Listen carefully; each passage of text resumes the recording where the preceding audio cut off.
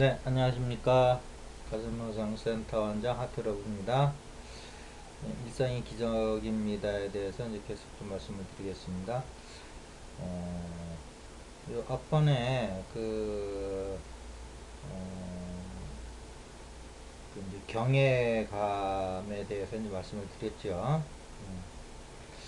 말씀을 드렸고, 이제 이런 분들은, 그 어떤 그 관계가 설정이 됐을 때, 나와 타인과의 관계 속에서 더 이렇게 행복을 많이 느끼시고 이렇게 관계가 단절됐을 적에는 어딘가 이렇게 막 못 견뎌 하시고 이런 어떤 성향을 가지신 분들은 이제 이렇게 하나님과의 그 관계를 설정하셔가지고 그, 그 하나님에 대한 무한한 경외심을 가슴에서 느낄 적에 그 이제 수행이 이제 깊어진다 이런 말씀을 하셨죠.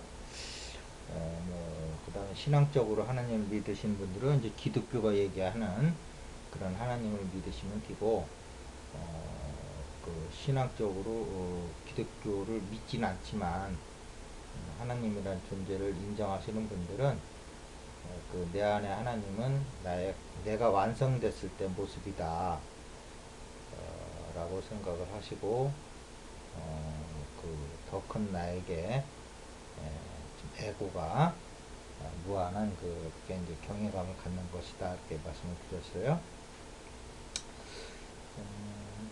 그런데 이제 또 기독교를 또 한편 이해를 하면 나와 하나님과 이제 다른 존재인데 그 하나님이 나를 만드신 존재고, 그래서 하나님을 하고는 내가 어떻게 내가 하나님이 될 수 없는 존재고 하나님이 될 수 있다는 것 자체가 불경이죠.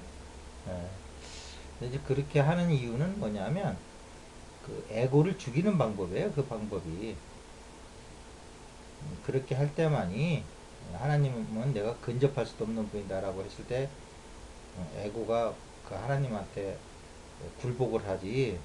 내가 하나님이다 그러면 또 그 에고가 그, 이렇게 죽이질 못할 수가 있거든요.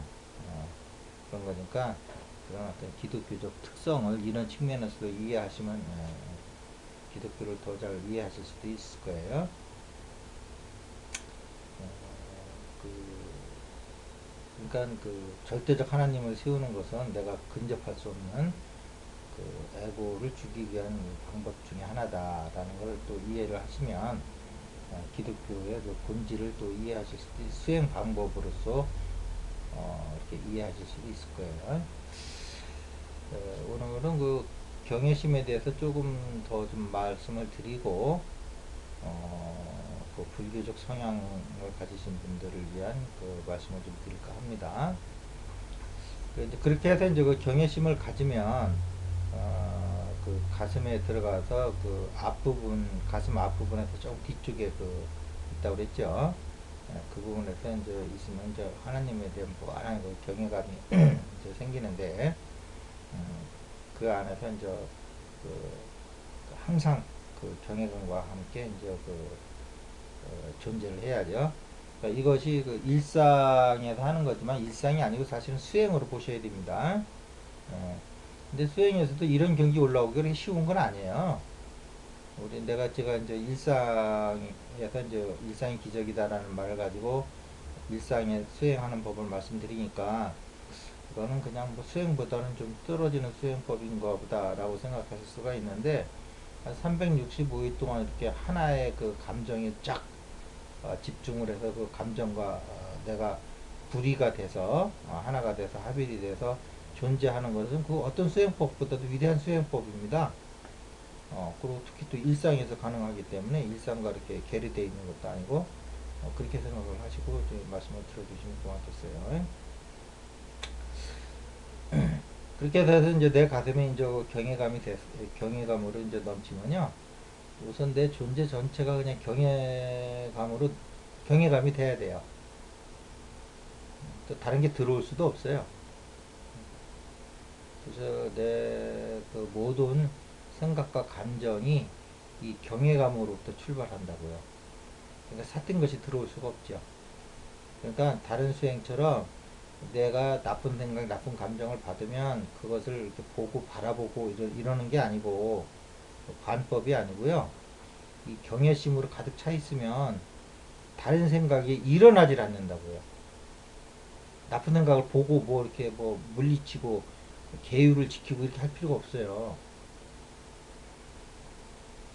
경외심이 그 자체가 내가 됐는데 어떻게 거기서 나쁜 진동수가 나오겠냐고요. 생각과 나쁜 생각과 나쁜 감정은 진동수가 떨어지는 거잖아요. 과학적으로 보면 진동수가 이렇게 항상 높아져 있는데 왜 시시비비를 안 가린다고요. 이 자리에서는 자 이제 그런 연장선상에서 이제 그럼 어떻게 이제 일상에서 해야 되는가를 말씀을 드릴게요. 그래서 일상에서 이렇게 보면은 일상의 모든 것에서 다 이제 하나님이 보여야 돼요. 아니, 하나님이 보여요. 보여야 되는 게 아니고, 하나님이 보입니다. 모든 것이 다, 하나님의 하나님이 나타나신 형상으로 이렇게, 나투어 나신 형상으로 이렇게 느껴져요. 그 경외감을 갖고 있으면. 그래서 풀 한 포기를 봐도 거기서 하나님이 보여요. 무한한 경외심을 가지고, 어, 이게 길거리를 지나가다가 거리를 지나가다가 뭐 이렇게 장사하시는 분들이 앞에다 놓은 과일 가게를 지나가도요. 과일을 봐도 거기서 하나님이 보인다고요. 그래서 무한 경외감이 나타난다고. 지하철역에 들어가 있는데 많은 사람들이 이렇게 서 있죠. 전철을 타려고. 그럼 거기서도 모든 사람에게서 이렇게 하나님이 느껴져요.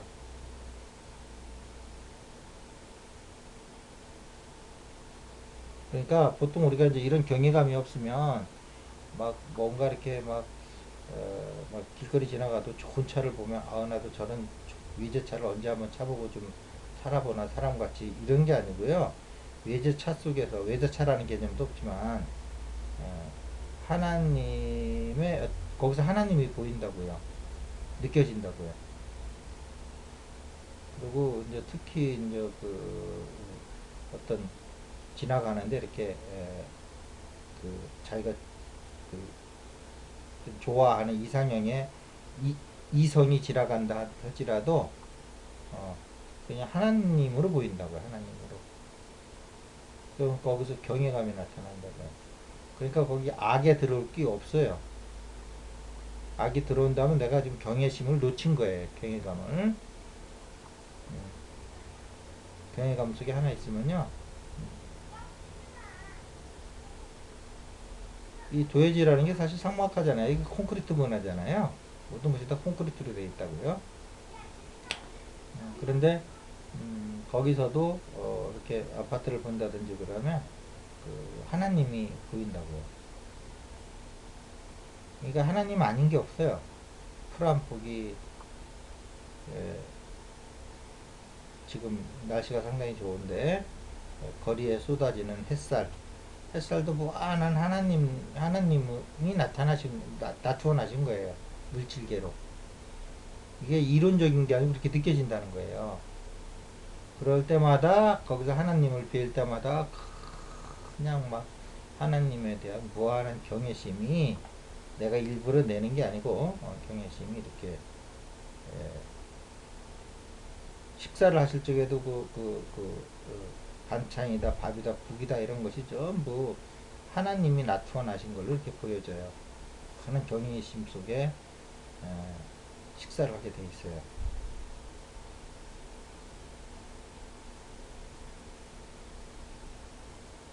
나라는 존재를 느껴봐도 나라는 육신 자체도 하나님이 나타나신 거예요. 물질로.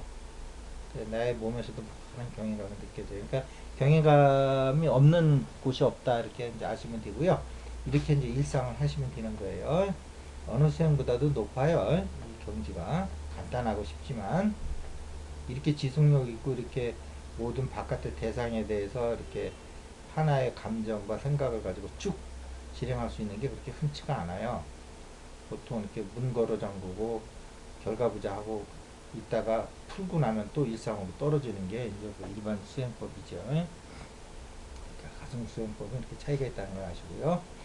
자, 오늘은 그 이제 두 번째 단계로 그 이제 독립형의 사람들의 적합한 수행법을 좀 말씀드릴게요.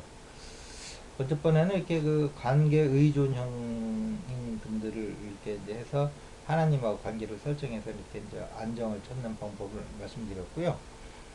왠지 나는 여러 사람하고 있으면 오히려 더 불편해요. 혼자 있을 때가 더 편안함을 느껴요. 이러신 분들이 있어요. 그리고 그 혼자 있을 때 더 이렇게 자유로움을 느끼고 이런 분들은 되게 또 좀 사고형의 사람들이 많아요. 느끼는 것보다는 이렇게 좀 그 생각을 좀 많이 하시는 분들이에요. 논리적인 사람들이에요. 그래서 어떤 일이 있을 때 이렇게 느끼는 것보다는 먼저 생각을 먼저 떠올려요.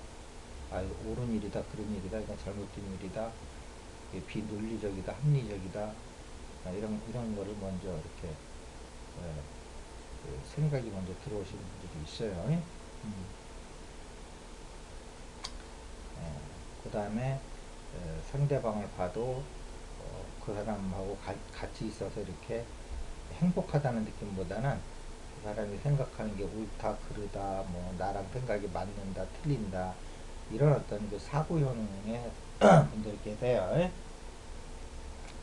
자, 이런 분들은 이런 분들은 예를 들면 구름을 봐도 이렇게 가슴으로 보는 게 아니고 구름은 뭐 지상에 있는 수증기가 올라가서 저렇게 떠 있는 거지 이렇게 생각을 사시는 분들이 있어요. 자, 이런 분들은 그 고요함을 느끼셔야 돼요. 어떤 관계 설정에 의한 어떤 그런 따뜻함보다는 고요함 속으로 들어가시는 게 본인한테 더 기질적으로 맞아요. 그래서 이제 그 고요함이라는 건 뭐냐면 우리 그 가슴 명상에 보면 저 고요의 방이 있죠. 등 뒤에 있습니다. 그리고 그 카페에 그 자세히 그 고요함에 대한 설명의 글에 보면은 그다음 쭉 누적된 글들이 많이 있으니까 글들을 좀 읽어보면은 그 고유의 방에 대해서 이미 충분하게 다 설명이 되어 있으니까 좀 참조하시고요. 그래서 이제 그 고유의 방에 들어가서 고유를 이렇게 느끼고 계시면, 느끼고 있으면, 일체가 다 고요함 속에 녹아들어요. 고요함 위에는 없어요, 이 세상에. 고요하지 않은 것이 없다, 이 말이에요. 이런 세계를 불의의 세계라고 그래요. 둘이 아니다, 이 말이에요. 그러니까 그 얘기는 뭐냐면 하나다, 이 말이에요. 일의 세계다, 이 말이에요. 오로지 고요함 속에서 머무는 거예요. 나 자신의 몸을 느껴봐도 거기서 고요함이 느껴지고요. 한 생각을 낸다 하더라도 고요함을 떠나지 않아요. 바깥에 많은 대상들이 있죠. 다 고요함 속에서 머물고 있어요. 고요하지 않은 것이 없어요. 온통 고요함 천지예요. 성성적적한 경지까지 들어가시면 돼요.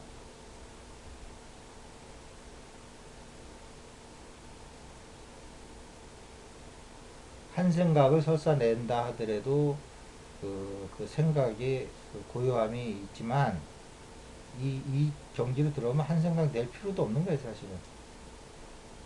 단지 내가 한 생각을 할 필요가 있어서 뭐 생계 문제라든지 뭐 여러 가지로 현실적으로 있어서 생각을 할 수 있겠지만 거기에도 고요함이 항상 따라 붙는데 특별히 생각할 일이 없는 상태에서는 생각이 일어날 까닭이 없어요. 고요함을 잃었을 때 우리가 이제 번뇌망상에 들어가는 거예요.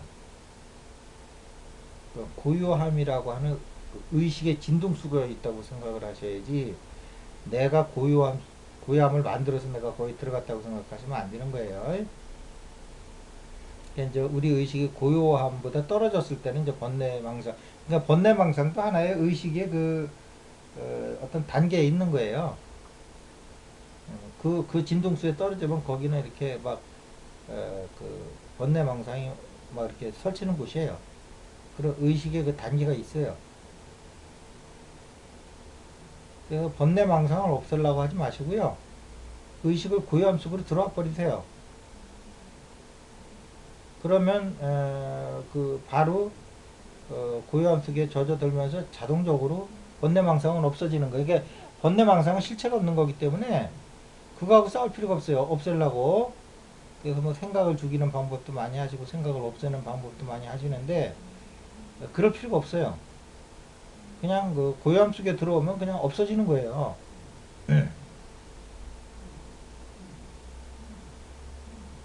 그런데 이제 그 생각을 없애려다 보면 이제 상기병도 오고 뭐 그, 그 생각 오히려 생각을 꼭 해야 그러니까 생각을 할 필요가 없을 때 생각이 일어나서 문제가 돼서 이제 생각을 없애는 법을 했는데 거꾸로 생각을 하려고 그러는데도 생각의 메커니즘이 부셔져 가지고 생각이 안 되는 경우가 있어요.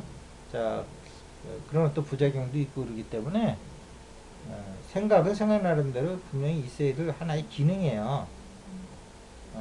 여러 가지 기능 중에 하나니까 우리의 의식을 이렇게 고차로만 올리기만 하면 예, 그 저절로 거기로부터 우리가 해방이 될 수가 있는 거예요. 그러니까 생각하고 싸우지 마시기 바랍니다. 절대로. 이 모든 것이 제가 경험이 있어서 드리는 말씀이니까 바로 그냥 이렇게 우리 가슴을 통해서 고유로 들어오세요. 들어오시면 지금 이제 일상이 기적이라고 그러잖아요. 일상이라는 게 이제 현재잖아요. 예, 현재 속에 이렇게 계속 이렇게 그 고요함 속에 머물고 있으면 고요함이 바로 현재라고요.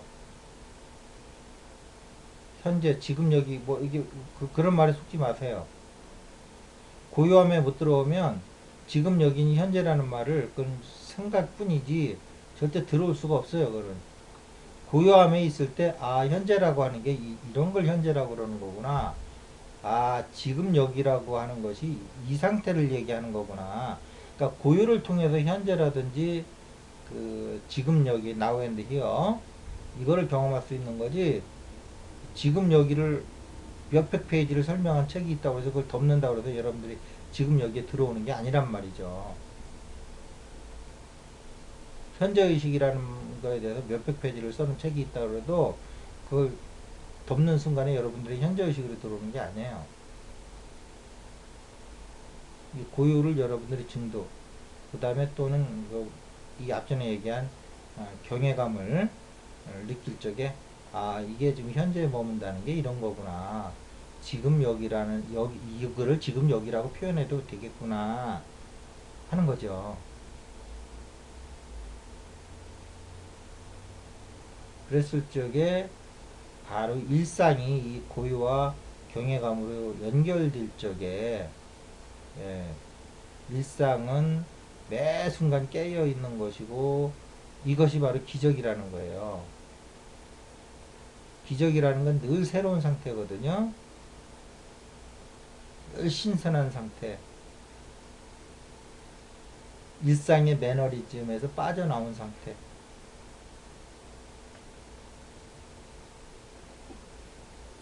홍해가 갈라지듯이 일상의 매너리즘이 탁 깨지면서 의식의 무한한 공간이 쫙 여러분들한테 나타나면서 새로운 세계를 경험하는 것이 그것이 바로 제가 지금 캐치프레이즈로 쓰고 있는 일상이 기적이다 라는 말의 참 의미예요. 기적이 아닌 순간이 없어요. 환경이 여러분들이 어렵다 할지라도 이 의식 상태에 들어오세요. 그러면 이 의식이 환경을 이깁니다. 그랬을 적에 이제 일상의 환경도 이제 이 의식 수준에 맞춰서 이제 모든 것이 이제 재정립해 나갈 거예요. 의식은 그대로 놔두고 무슨 시크릿이니 뭐 이런 걸 자꾸 하시는데 그건 에고의 장난이에요.